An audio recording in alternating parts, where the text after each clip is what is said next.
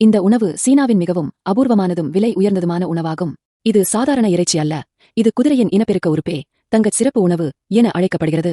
இதன் சிறப்பான சுவையும் மருந்து பயன்களும் காதல் தூண்டும் தன்மையும் காரணமாக இது மிகவும் மதிக்கப்படுகிறது.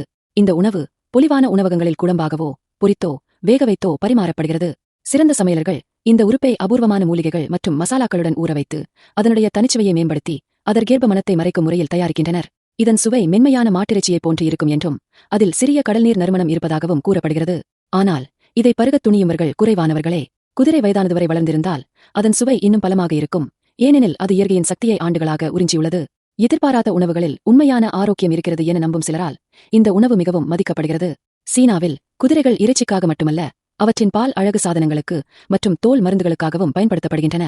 உள்ளூர் உற்பத்தி போதாத நிலை காரணமாக சீனா பிற நாடுகளிலிருந்து குதிரைகளை இறக்குமதி செய்கிறது.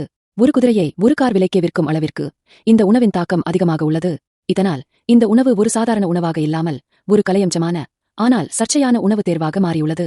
இது உணவுக் கலையின் ஓர் அற்புதமான சிற்பமாகவும் சிலருக்கு குழப்பமூட்டும் சமையல் சோதனையாகவும் அமைந்துள்ளது. நீங்கள் இதை பருகத் துணிவீர்களா அல்லது நீங்கள் தவிர்ப்பீர்களா?